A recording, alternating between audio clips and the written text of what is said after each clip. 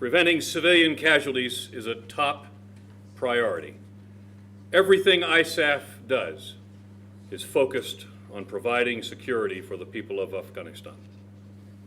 So preventing civilian casualties is one of my highest priorities as the commander of this organization. And we have worked hard to take extensive measures to prevent civilian casualties. And those efforts are generating results. ISAF-caused civilian casualties are now considerably lower. For the first 2 months of this year, they are 78% less than the same period last year. But that in the end is a hollow figure, even with that level of improvement.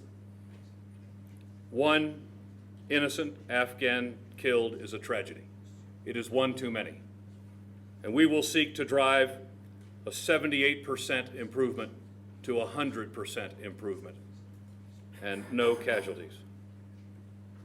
But ISAF and ANSF's mission is to protect the Afghan people. So we will do all we can today, tomorrow, and well into the future to take those measures individually as ISAF and in partnership with the ANSF to reduce those numbers to the maximum extent we can.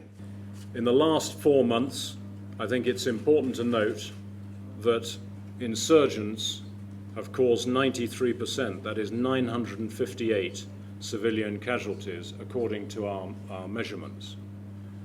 Now, clearly, to a certain extent, since we and our ANSF colleagues are responsible for security here, this, in part, is also our responsibility.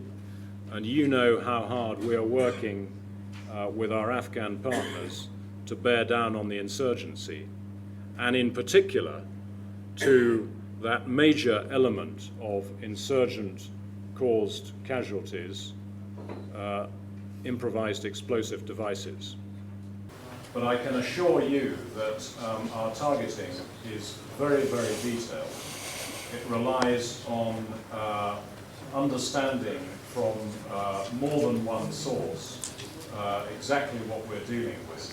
And we check our facts very, very carefully.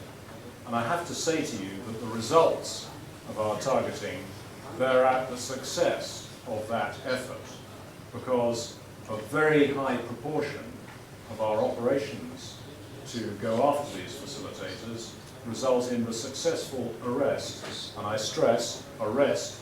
93% of these operations are carried out without a shot being fired. Incidentally, the face going through the door is almost universally now an Afghan face.